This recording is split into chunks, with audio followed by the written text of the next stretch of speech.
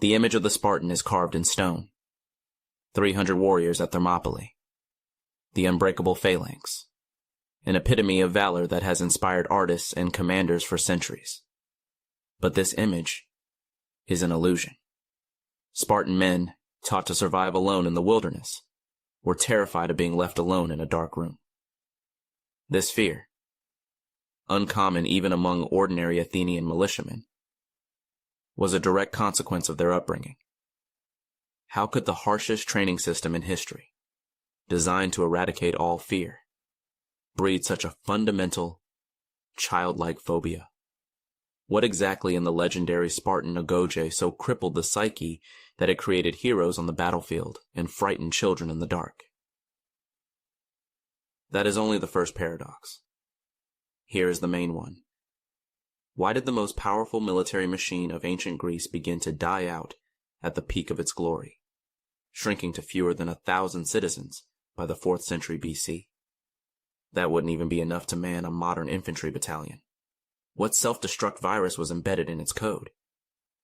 And how could its creators engineer the most complex system of physical and psychological breaking, yet fail to notice that it was literally devouring their future?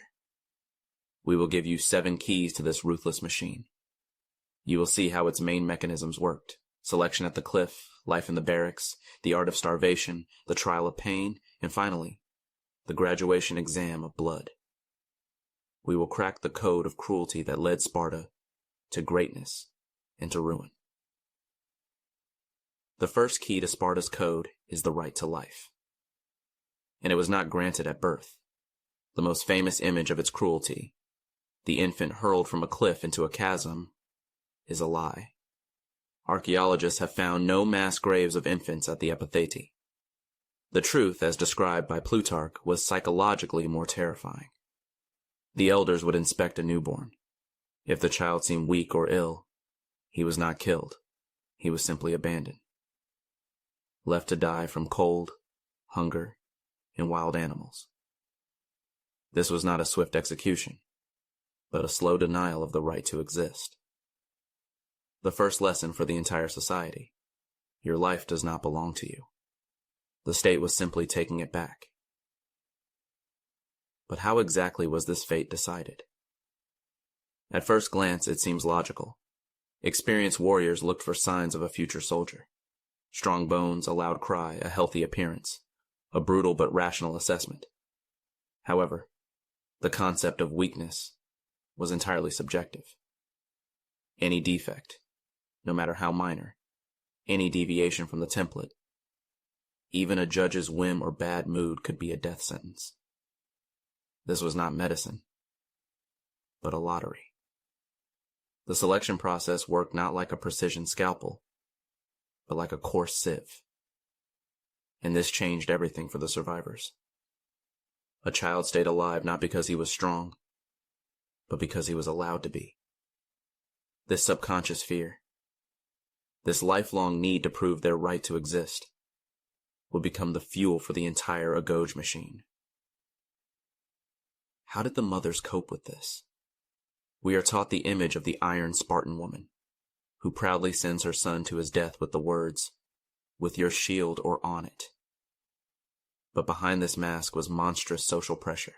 The system broke them first, turning them into its most ruthless agents. A woman who mourned an unfit infant became a traitor. Her silence before the elders was a public act of loyalty to the regime. Tears or pleas for mercy were considered treason. Maternal love became a forbidden emotion before the boy even took his first step. So what was the true purpose of this ritual? Was it simply eugenics, selecting the best fighters for an eternal war? No. The main goal was not physical health, but the psychological conditioning of the entire society. It was a public lesson. The life of an individual is worthless compared to the interests of the state. According to the laws of Lycurgus, a newborn legally belonged to the polis, not the parents. This total devaluation of life from the very beginning created the perfect cogs for the war machine, accustomed to rightlessness and death. Those who were allowed to live were given a 7-year reprieve.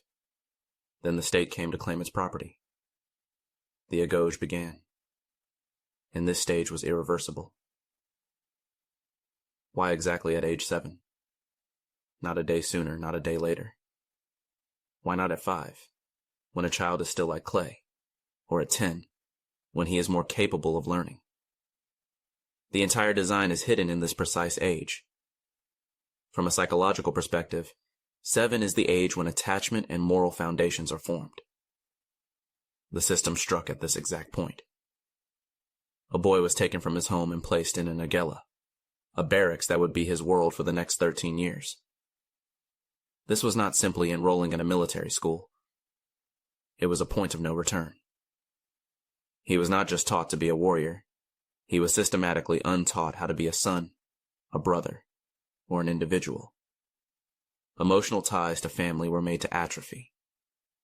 But the boy's new family operated by the laws of a wolf pack, and its main law was simple: the weak do not survive. How did dozens of 7-year-old children submit to iron discipline with almost no adult supervisors? On the surface, it seems simple. Older students, the Irenes, commanded the younger ones, creating a brutal system of hazing.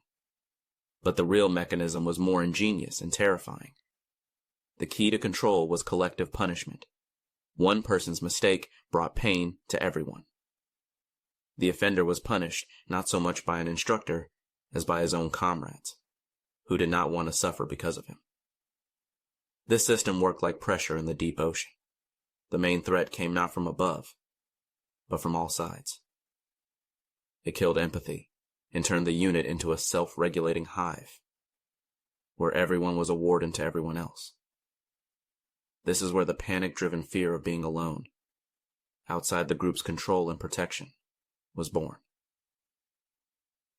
This total fusion with the collective gave rise to the strangest Spartan paradox. The boys did everything together, ate from a common cauldron, slept on straw mats in one room, trained. The illusion was that this fostered brotherhood. The reality was that it crippled the psyche. In 13 years in the Agela, a youth was never once alone. He had no personal time. His brain simply never formed the neural pathways responsible for self-sufficiency. Loneliness became an anomaly, triggering a primal terror. This is why an adult Spartan, capable of surviving alone in the forest, would panic in a dark room. The darkness was terrifying not because someone might be in it, but because in it, he was finally alone with himself. And this was not the only mechanism that worked through deprivation. Besides discipline, what was the main fuel for the daily cruelty in the barracks? Constant fighting was encouraged. This seems like a logical way to select the strongest. But the true reason was not ideological, but physiological. The boys were deliberately kept half-starved. Their meager ration did not cover even half of their daily needs. Therefore, fights were less about status and more about food. The system didn't operate like a gardener who plants cruelty. It worked like an agronomist who creates poor, rocky soil where only the most aggressive and tenacious weed can survive. Friendship and camaraderie ended where hunger began. This lesson was the foundation for the next stage. The state not only starved its children, but also turned a crime, theft, into the highest virtue. This command to steal shatters everything we know about the Spartans. In the rest of Greece, they were considered paragons of integrity. Their word in a treaty was stronger than stone. How did this coexist with childhood theft? The illusion was that this trained future scouts. The reality was that it shifted their moral focus. The boys were fed just enough to not die. Survival was only possible by stealing food. But they were punished not for the act of stealing, but for getting caught. The one who was caught was brutally beaten not for an immoral act, but for clumsiness. This trained not dexterity, but cynicism. For a Spartan, there was no legal or illegal, only detected and undetected. The two main rules were steal or die. But how far did this fear of being caught go? The most famous example of Spartan endurance is, in fact, its most terrifying diagnosis. Plutarch's legend tells of a boy who stole a live fox cub and hid it under his cloak. When an instructor stopped him, he stood motionless while the animal literally tore out his insides. He died in silence, just to avoid giving himself away and being shamed. This is not a feat of heroism.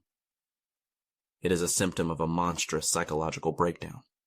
The fear of public shame and a beating for failure was so great that it completely overrode his instinct for self-preservation and the feeling of unbearable pain.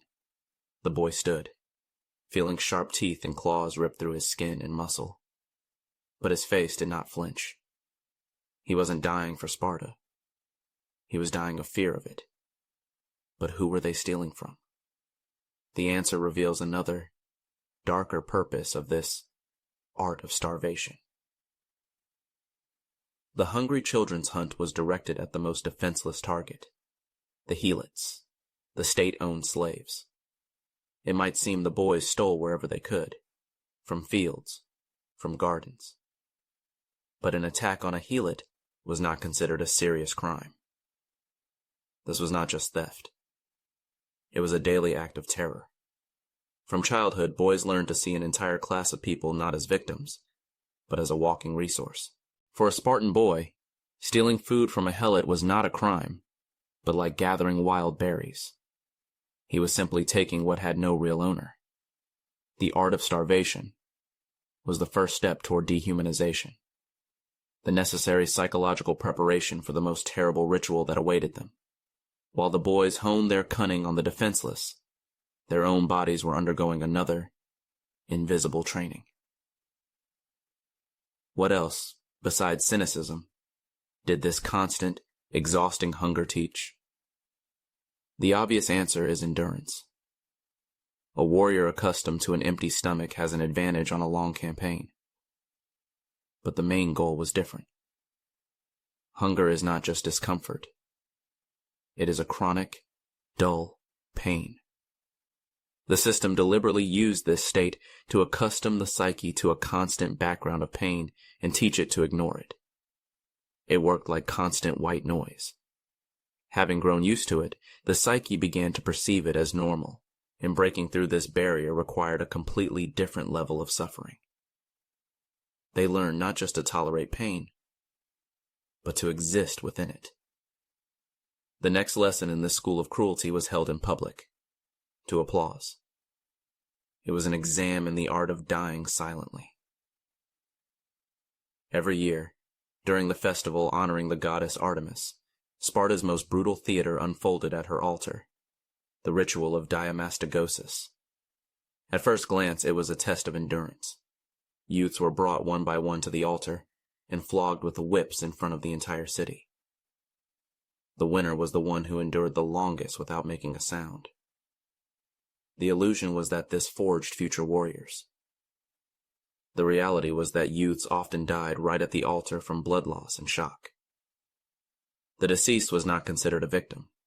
He was proclaimed the ultimate victor. The system valued his suicidal stubbornness more than life itself. But the secret to this inhuman endurance was not in muscle strength. It was in a specific mental conditioning. Why did they not just endure, but, according to eyewitnesses, do so with a proud and joyful expression? The fear of appearing weak in front of family and comrades was only the first layer. The true purpose was deeper. This was not a test of endurance, but an examination of absolute self-control. The winner was not the one who stood the longest, but the one who did so most dispassionately, completely suppressing the body's natural reaction to agony. The system created a perverse currency. Pain equaled glory. The more you suffered publicly, the higher your status became. The scars from this ritual were not a brand, but a lifelong badge of honor. This trial worked like the tempering of steel. The youth was heated to the point of agony, and then cooled by public admiration. But the main spectator and commissioner of this bloody spectacle was the deity herself. The key figure at the altar was the priestess of Artemis. She stood near the place of torture, holding a small wooden statue of the goddess. And here the system used its most cynical trick. The priestess would claim that the light wooden statuette would suddenly become unbearably heavy in her hands if the floggers took pity on the youth and struck with insufficient force. This was presented as the wrath of the goddess demanding more blood. Thus Artemis was transformed from a patron into an accomplice and commissioner of torture. The boy endured the pain not for glory, but to quench the thirst of a bloodthirsty deity. Cruelty became a sacred duty. What is more effective for suppressing the will, a commander's order or a god's demand? But what did this trial truly teach? The ability to endure pain, or the ability to inflict it? While one youth suffered at the altar, hundreds of others watched. They learned not only endurance, but, more importantly, indifference to the agony of others. This was a collective inoculation against empathy. Compassion for a comrade was seen as a weakness, equal to showing one's own pain. The ability to endure one's own pain was only half the lesson. The second, hidden half, was learning to watch, and ultimately, to inflict pain on others with cold detachment. A crowd applauding the sufferer is the perfect model of a society ready for any violence. They had learned to endure pain and watch suffering. Now they had to pass the final exam, the ability to kill, and not on the battlefield. After the Agoge, a Spartan did not gain freedom. He simply moved from the children's barracks to the adult, lifelong one. It was called the syssitia. An ordinary dinner, a symbol of domestic comfort, was an instrument of state control in Sparta. Every evening, until old age, a man dined not with his family, but in a squad of 15. The illusion was that this maintained military brotherhood. The reality was that it served as a ruthless economic filter. Participation was not free. Everyone was required to make a monthly contribution. About 50 liters of barley, 26 liters of wine, cheese, and figs. Anyone who could not pay was immediately and permanently stripped of his citizenship rights. The system devoured not only their personal time, taken from family, but the citizens themselves, casting out those who became economically weak. But the main tool of control at the table was not money, but the food on their plates. What did the best warriors of Greece eat? A dish that disgusted all other Hellenes, the legendary black broth. A Persian king, after tasting it, said he now understood why Spartans did not fear death. At first glance, it was a soldier's utilitarian food. Pork blood, vinegar, salt, cheap and caloric. But this was not a measure of necessity. It was state ideology. The rejection of pleasure was a daily training of the spirit, an inoculation against luxury. Every mouthful of the unpalatable broth was an act of submission to the system. Another step toward erasing the self.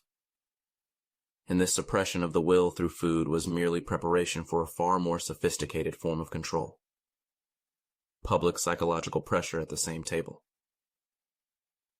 How did democracy and tyranny coexist at the same table? When accepting a new member, everyone would silently drop a piece of soft bread into a basket. An unsqueezed piece meant yes. A squeezed one meant no. This seemed like the ultimate form of equality. But here's the detail. Just one squeezed piece, one no, vote, would permanently bar a candidate from that group. This created an atmosphere of total conformity. You had to be liked by absolutely everyone, to have not a single enemy. The price of one mistake was social isolation. During dinner, the elders would constantly ask the young men tricky questions, publicly ridiculing them for their mistakes. It wasn't a meal. It was a continuous loyalty test. But why was such total control necessary? What threat forced them to turn an entire city into a prison? The official answer was to maintain unity and martial spirit. The real reason was primal fear. For every one full Spartan citizen, there were, by various estimates, up to 10 helots, the state-owned slaves. The Spartans were a tiny elite living on a volcano of hatred, in constant expectation of a revolt. Their unity was not an ideological choice, but a matter of survival. The entire system, from the selection of infants to the Syssitia, was designed not to create a warrior for foreign wars, but to produce the perfect warden for an internal war. Every Spartan was both a prisoner of this system and its jailer. And this system deliberately killed one specific feeling in him, without which it is impossible to become a cold-blooded punisher: empathy. This surgical removal began at exactly 7 years old. A boy was taken from his family not just to be toughened up. It was the first, deepest cut, severing him from the sole source of unconditional love. His psyche, like a young tree, was forcibly tied to the rigid stake of the barracks. He would grow up straight, but he would forever lose the ability to be flexible. In the Agella, he was taught to hate weakness in others, because one person's mistake meant pain for all. Collective punishment turned comrades into wardens and forced him to see the weak not as a friend, but as the cause of his own suffering. This was not a side effect. It was the main goal. A warrior capable of empathy is an ineffective killer. The system created a man dependent on the group, for whom loneliness was equivalent to death. And this mechanism of destroying bonds did not stop at friendship. It penetrated the very heart of Spartan marriage. Why did a man, required to marry to produce new warriors, not live with his wife? The illusion: this preserved passion. The reality: this killed love. Emotional attachment to a woman was considered a shameful weakness, a threat to the collective. Plutarch writes how a young husband, already a father, would sneak to his wife at night in shame and fear, like a thief. He could be ridiculed by his comrades. Marriage was not a union of two people, but a contract with the state to supply recruits. The system purposefully destroyed the most intimate bonds, creating the perfect functionary, devoid of personal motives. But to kill without hesitation, one had to not only suppress love for one's own, but also learn to hate others. How do you teach a child to despise an entire people? Sparta used an ingenious and monstrous tool. Helots were forcibly intoxicated to a subhuman state and shown to the boys. On the surface, it was a lesson in sobriety. Look, don't be like them. But the true purpose was different. It was a calculated act of dehumanization. The image of the helot, as an irrational, disgusting creature, was cemented in the youth's mind. This procedure was repeated for years, working like a sieve. Everything human about the helots was sifted out, leaving only contempt. After such conditioning, killing a helot ceased to be murder. It became a sanitary cleansing. To remove the final moral barrier, every year the ephors would ritually declare war on the helots. Now killing was not only legal, but righteous. So what was the output of this ruthless machine? The portrait of an Agoge graduate. From Sparta's perspective, he was the ideal. Physically perfect, resilient, unconditionally obedient. The dream of any commander. But behind this facade was an emotional wasteland. This was a man incapable of deep attachment, devoid of compassion, with an atrophied will. His three main qualities: endurance, obedience, and emptiness. The system had achieved its goal. It had created the perfect instrument, perfectly prepared for the final exam. An exam that required not just killing, but killing the defenseless, quietly, in the dark. To prove that you were no longer a person, but a weapon in the hands of Sparta. Now he was ready.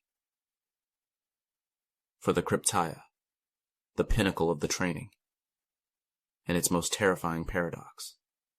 Why was the ultimate test for a future warrior not combat in formation, but the cowardly murder of an unarmed slave from the shadows? What kind of value system places a secret knife in the back above an honorable duel? The best graduates of the Agoge, the most intelligent and cruel, were sent into the wilderness, alone, with a single dagger and meager rations. By day, they hid. By night, they hunted helots. The illusion. This was training for an ancient special forces, masters of survival and stealth. The reality was a legalistic nightmare. This was not just a raid. It was a mandatory graduation exam for citizenship. The annual declaration of war on the helots turned adolescents into legal executioners in the service of the state. It was a test not of bravery, but of cold-bloodedness. The first kill, committed in silence, without the rage of battle. The sound of his own breath in the night mist was louder than the victim's death rattle. But the most terrifying part was that the victim was not random. If the goal was terror, why the secrecy? Why not mass executions, which would inspire fear through their scale? The simple answer? They killed any helot they encountered. This made the fear total. The threat was everywhere and nowhere. It paralyzed the will to resist. But this wasn't a scorched earth tactic. It was surgery. The participants of the krypteia tracked not random slaves, but the strongest, smartest, and most defiant, the potential leaders of a future rebellion. The krypteia worked not like a forest fire, but like a lightning strike that hits the tallest tree, decapitating the resistance before it could even begin. This was state-sponsored terror carried out by the hands of children who had just been taught not to feel. The state had its instrument. But what was happening inside the instrument's head at that moment? Imagine yourself in his place. 18 years old. 13 years of brutal training. A dagger in your hand. In the darkness. Your first defenseless target. How is that final barrier broken? Night. The cold of the rocky ground beneath bare feet. Hunger. He lies in ambush for hours, clutching the hilt. He sees his target, a tall helot returning from the fields. He is the predator. But at the moment of the strike, there is no rage, no thrill, only cold calculation. His entire life, the entire experience of the Agoge, the suppression of empathy, the contempt for the helot, the cult of the command, converges at this point. The inner voice screaming, "Thou shalt not kill," simply shatters under the weight of 13 years of conditioning. He returns to the barracks a different person. He looks at his hands and does not recognize them. The exam is passed. The point of no return has been crossed. He is the perfect cog in Sparta's death machine.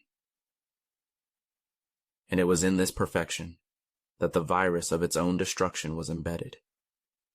The system worked flawlessly. It created soldiers who were second to none. So where was the fatal flaw? The myth of Spartan invincibility was a reality, forged in the Agoge and tempered in the krypteia. The machine achieved its goal. It produced the perfect weapon. But in creating perfect killers, it destroyed the men inside them. People capable of being husbands and fathers. By killing empathy, the system killed the desire and the ability to create a family. It was so brutal and elitist that it simply could not reproduce itself in sufficient numbers. We have returned to the main question. How did the most perfect military machine lead its people to extinction? We have examined every detail of this mechanism. Now we will assemble them to see how every cog, designed for strength, was actually leading Sparta to catastrophe. The first self-destruct virus was planted not in the barracks, but in the bedroom. A man taught from age 7 to despise emotional bonds as a weakness was psychologically incapable of becoming a husband and father. His home was the Sicilia. His family was his combat unit. Marriage was not a union, but a state duty to produce recruits. The secret nightly visits to his wife, the fear of ridicule for showing affection, the cult of the masculine world of the barracks. All this turned the family into a fiction. Sparta was a garden where the agronomist, with fanatical obsession, cultivated a single, perfect, but sterile flower. It was magnificent, but it produced no seeds. And in time, the garden simply became empty. The state, obsessed with the quality of its human material, destroyed the very source of that material. But even the few children who were born had to pass through a deadly funnel of attrition. It was the ruthless mathematics of extinction. Every Spartan passed through a series of filters, and each filter screened out the majority. The first filter, the cliff. The second, survival in the Agella. The third, the economic filter of the Syssitia. The fourth, constant wars. As a result, by the 4th century BC, the number of full citizens had dwindled to fewer than 1,000. That is less than the number of extras in a Hollywood film about ancient Greece. The army that struck terror into the entire Hellenic world became smaller than the garrison of a single fortress. The system's fundamental error was its absolute inflexibility. It was easy to lose citizenship, but impossible to earn it. Sparta became a closed elite club that proudly committed slow suicide. And this 1,000 of supermen marched toward their final battle, which would destroy the myth of their invincibility. 371 BC. The Battle of Leuctra. The Spartans, confident in their machine, faced the Theban genius Epaminondas. He used a tactic that was not in the Agoge curriculum, the oblique order, strengthening one flank for a crushing blow. The Spartans were perfect executors but inflexible thinkers. They knew how to follow a template, but faced with an unknown variable, the machine failed. The Spartan king Cleombrotus was killed, and his warriors, trained to obey rather than think, could not adapt to the chaos. This was not just a defeat. It was the collapse of an entire ideology. The myth of invincibility, forged by centuries of cruelty, crumbled to dust on a single battlefield. Sparta never recovered from this blow. We have cracked the code of Sparta. We have seen how every cog in its machine, from the selection at the cliff to the krypteia, led it to greatness and to ruin. One last question remains. What was the root cause? The first theory, the system. It was a social invention, brilliant for its time, that simply ran its course, unable to adapt to new challenges. The second theory, the human element. It was an inherently flawed system because it went against basic human nature, empathy, love, and freedom. And nature took its revenge, leading the system to self-destruct. What was the main reason for Sparta's decline? The system or the human element? Was the Agoge a brilliant mechanism that simply became obsolete? Or was it a fundamental crime against humanity from the very beginning? Write one word in the comments: system or human. And let's discuss the price we are willing to pay for order.